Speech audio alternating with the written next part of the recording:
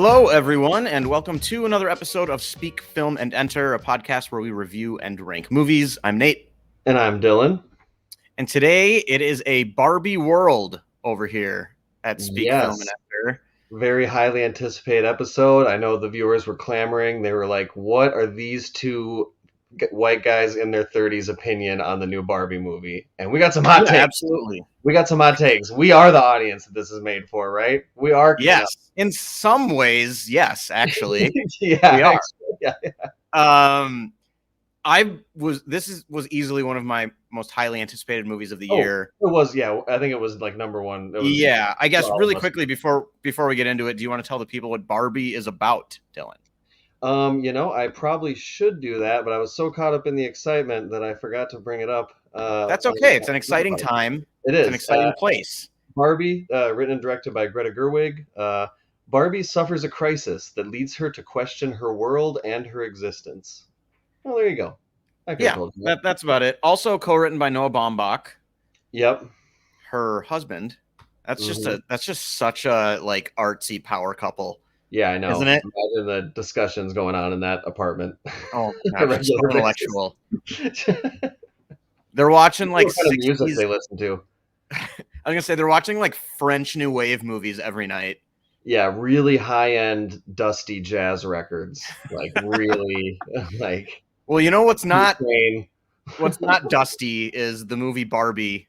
No, very shiny, bright, pink, obviously. Mm-hmm. Yeah, I mean Greta Gerwig. This is her third movie that she's directed. She started with Lady Bird, which I think is a great movie, and then one of my favorite movies of all time from 2019, Little Women.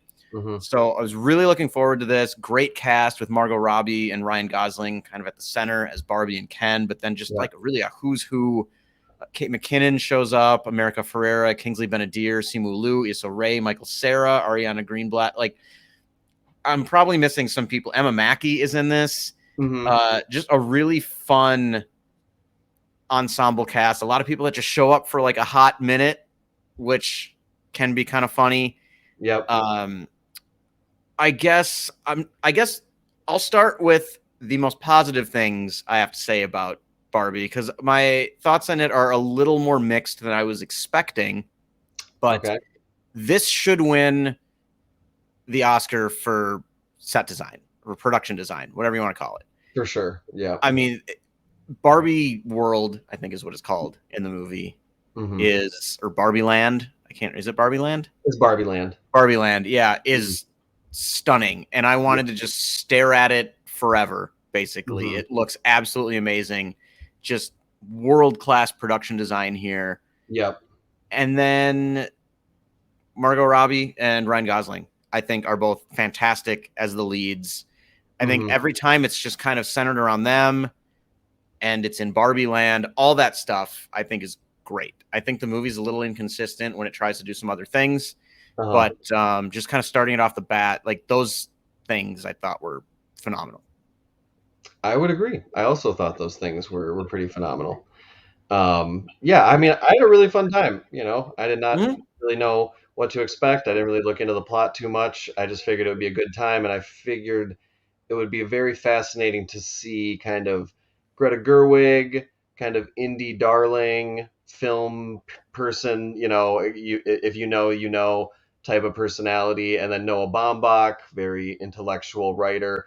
For them to be the two that are helming this project, I found that very interesting. I think there's a version of this movie that would have just been made to just crank out money and nothing else. It would have been directed by a generic person. It wouldn't have been half as, smart, or at least it wouldn't have tried to be. It just would have been a straightforward, let's make as much money, and it would have been awful.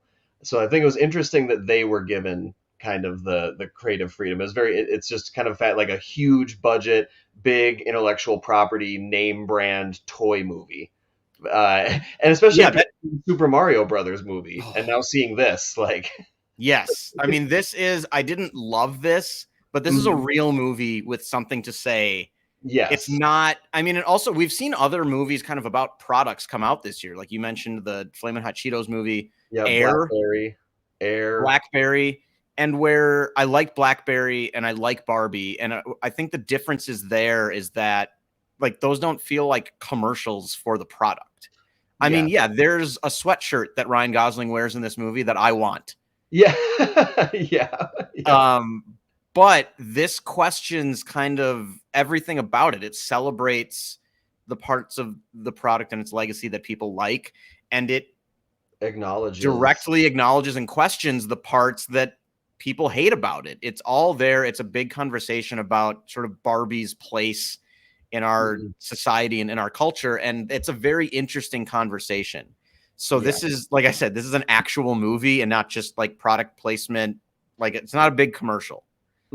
Which, I mean, I really appreciate that. And just like you mentioned, just knowing that it was Gerwig and Baumbach, and mostly Gerwig, like, that's exactly what I expected. In no way did I ever think we were just going to get a celebration of Barbie toys and like a big 2-hour commercial. And I will say I found it very, very funny, pretty much from start to finish. Agreed. It's really funny. I saw it with a big crowd, and there was moments of uproarious laughter, and that's something that you don't get to experience as much these days, and that was really fun. It was really fun to have a few lines just bring the house down. And I don't know, I just think the whole experience, it was kind of like a weird inverse of like the Top Gun craze last year, you know. Yeah. It was like an old school, like just a fun experience, get the group together and be wowed, and just kind of capital M big movie. And now this is like the Barbie version of that, which just brings its whole own crowd that was all wearing different stuff. And it was just this whole mood and energy that I haven't experienced at a movie theater in a long time. And I really had a fun time. Yeah, that part of it was so fun, to just go to the theater and have it be packed with a lot of people just like excited, not even just kind of like where Marvel's at now, where it's just sort of like, I gotta see the next one. It's like obligatory almost. Yeah, like they're trapped.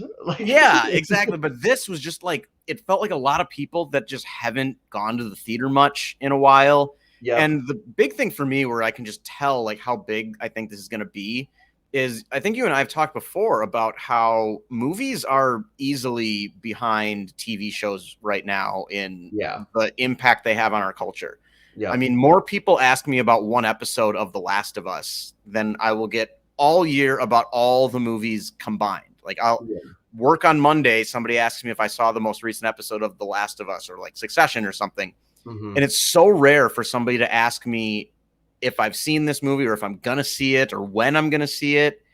And I've gotten a little bit of that with Oppenheimer and Mission Impossible 7 lately. So like a really nice run of summer movies here, where it really kind of feels like they're back to like 2019 buzz a little bit.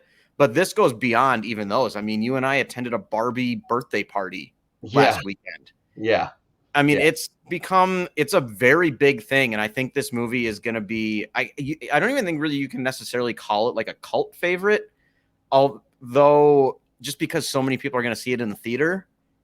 But I do think there's going to be a long lasting impact from this movie. And it's something that I kind of mentioned, like, there are certain movies that like I want to take with me out of that year. Or movies that if you wait like 3 to 5 years, you can kind of see like which movies are still being talked about. Yeah. Where it's harder to tell in the moment when you're watching them which ones those are going to be. But I feel pretty comfortable saying this movie's still going to be around 5-10 years from now. And so for me, overall, I thought it was really well done. I had a really fun time.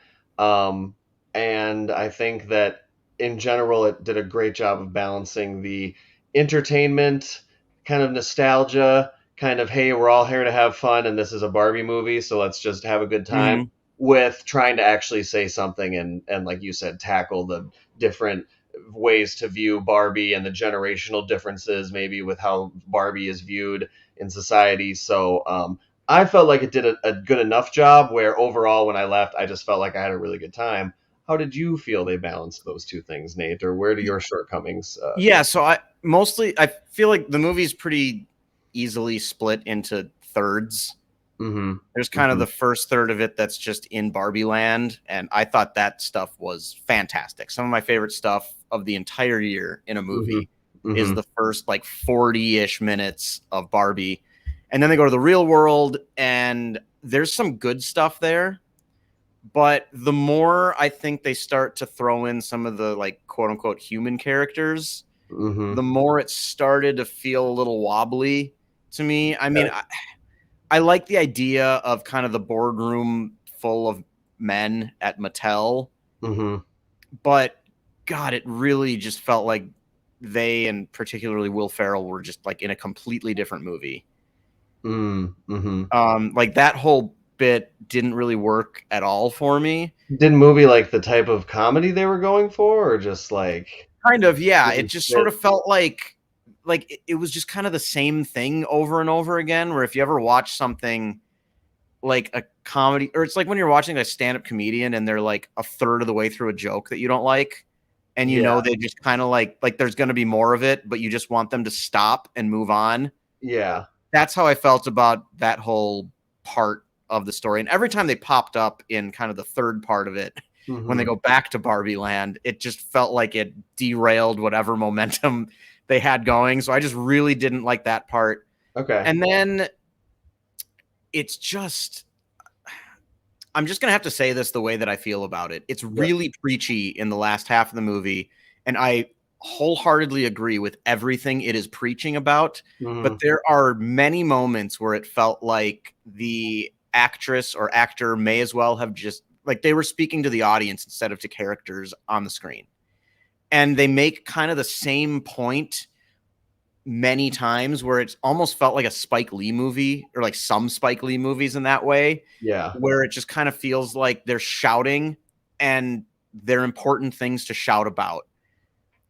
And so it's hard for me to balance my feelings on that, because I mean, Uh-huh. we've seen the like conservative media reaction Oh to yeah. this movie, which just almost proves that this needs to be simple and shouted about many, many times over and over and over. So it's not that it's like wrong so much, but from a storytelling standpoint, it felt like the movie just kept stopping and doing the same thing over and over again. And Yeah. that got a little tiresome to me in the last act of the movie.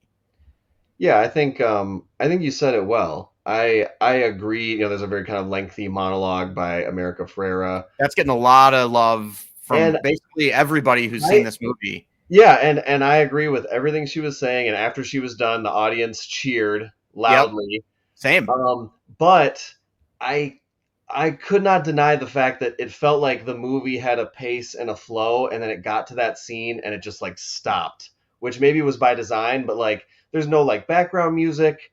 It's just like her talking and then the like Margot Robbie's face listening and then her talking, and it felt like the tone and everything of the movie definitely switched a little bit to like kind of very straightforward, calling it preaching. What we know what we're talking about here, and it was just interesting. It was impossible not to just notice that, and Yeah. that is 100% like I could totally tell how certain audiences or people who just want to go in and hate on it anyways. I mean, it's walking head for it's directly into that criticism because it's just like it gets on the soapbox for a moment and says what needs to be said, but because that moment is in there, I can totally see certain people really being turned off by it. Well, the Like people who are angry about it from a content perspective can screw off, well, basically. well, I But agree. Yeah, for sure. But it's interesting because like I have a coworker who was thinking about seeing it, and he was just like, yeah, like I want to see it, but also like I heard it's really preachy, and so I just didn't like. I tried to thread the needle of like it is, and that it's justified in doing that. But the rest of the movie is still very entertaining, and I would hope that you can go see it and not be put off so much by that. It just right, and I mean, I still say I like this movie, but me that too. holds it back a little bit for me. And then just like last thing for me, at least before we dive into the stars, Hmm. is there are a few characters where it just kind of feels like we're introduced to the, again, like human characters kind of like halfway through, and Yeah. then they have these arcs that feel like they should take like 45 minutes to an hour, and they're done in like 5 minutes. And it just feels Mhm. really, really rushed. Like there's a teenage girl that goes from like hating Barbie with a burning passion to the point where like she's known around school for her opinions on Barbie, Yeah. to like 5 minutes later, like being fully on board to like go to Barbie land Mm-hmm. and like And help then escape. everybody out, and she's just over it, and it just felt like it felt too quick. Like Greta Gerwig's jamming a lot into this movie, Yeah. and there are moments in the second half of it that felt like they needed a little more development to me Mm-hmm. as well. And I almost wonder if at this point we should just mark this as like a slight spoiler review. Maybe. Yeah. I mean, Just it's because we've gotten into some stuff in the second half of the movie. We haven't talked about specifics or how it ends or anything, but I'll no. mark this as a slight spoilers if you want to go into it knowing absolutely nothing. Yeah. No, I think that's good. And I would agree. I think some of the side characters, like even like you were mentioning, Will Ferrell, like I thought the stuff with him was usually consistently funny, but I couldn't deny it was kind of the same joke over and over again. And like, did we need the whole board to go to Barbie Land? Could Right? it have just been Will Ferrell and his two main henchmen? Or I don't know, is there another way we could have done that? Yeah. So that was that. But I will say it looks like I liked it more than you, and I will say that the comedic side characters specifically, like I mean, I shouldn't have been surprised at all, but Kate McKinnon as Weird Barbie, I felt like Oh was just yes, she's great. fantastic. She is just so great. Michael Cera as Alan is He's really funny. I felt like his character kind of was built up a little more than what we eventually got from him, but that doesn't mean that he didn't give me a lot of laughs. I kind of felt like there was beyond Ryan Gosling, who is literally perfect as like Oh God. stereotypical Ken. I Yeah. felt like the other Kens didn't do much for me. It felt like it was Ryan Gosling as Ken and then Alan were like the two main men in Barbieland that I found the most interesting. Like the other Yeah. Kens just felt kind of repetitive and redundant. They just kind of go along Yeah. with what main Ken says. So, but yeah, still a lot of great jokes. I mean, a lot of sharp like societal jokes about Absolutely. men, about women. There's a sequence where Ryan Gosling as Ken gets to kind of discover the real world, which of course is geared towards men. And there's just kind of a And sequence horses. and horses, and he's just like amazed. It's just this magical fantasy land that he just like, Yeah. and that's funny. Mm-hmm. So yeah, we can get to the stars. Okay. So we will be right back with our star rating.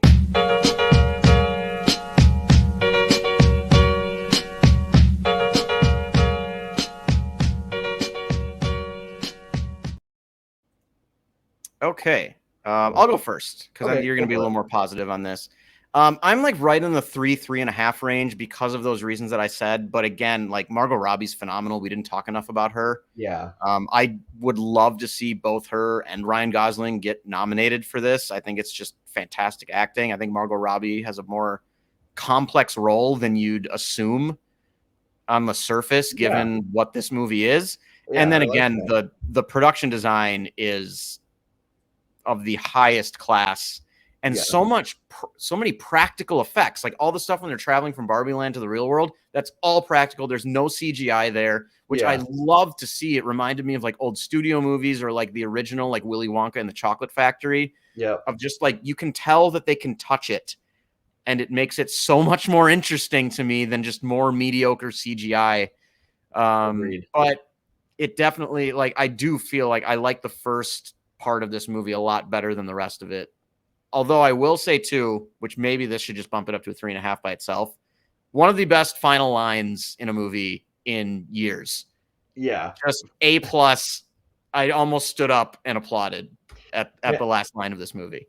fantastic last line, and also really well used, sparsely used narration from Helen Mirren. I love Yes. I loved how that was just kind of around there at certain moments. One in particular where it was just perfect. Like Oh yeah. great decision by them to have that be part of it. All right. So over to you. Over to me. Yes, I did like it. Full star more than you. I'm giving this 4 stars. I think it's a great movie. I had a great time. Lots of laughs, lots of social commentary. I thought that it just felt like it took the core of what a Barbie movie would have been if it had been made by anybody, and it really approached it with care and also like love for the product in the sense of the what people who really love it, why they love it, and acknowledging the imperfected side of it and the effect it has on other people and like, trying to tackle this whole thing from many different sides. I mean, I think if we're talking about the new genre of like product origin movies, you know, I feel like this one went in deeper than the other product. Like Absolutely. this one actually tackles like, what does this IP, what did this product mean for our society? Not just like, hey, this is from the video game, or hey, this is from the toy. It's I not remember the, that hey, toy. I mean, that's not to say there aren't There's a Easter lot eggs, of which that. a lot of people will get more than I will, but that's Mhm. not the point of the movie. Yeah. So I liked it, and in the end, for Barbenheimer weekend, they both come out at a 4 stars. And honestly, if I went to rewatch either one of them, I mean, I really want to rewatch Oppenheimer on IMAX before it goes. But I think more likely probably just going to go up. But I would definitely be open to rewatching them. I liked Margot Robbie and Gosling, just fantastic in the leads, perfect casting. Yeah. Yeah, really funny. Had a great time. Fun to go see in a full theater. Who was just laughing hysterically. That was a great time. So yeah, all right. 3 from Nate, 4 from me. Is there anything else that you wanted to say, or is it my turn to put a wrap on the show? Take it away. All right. Just one and two more, my beautiful little dolls.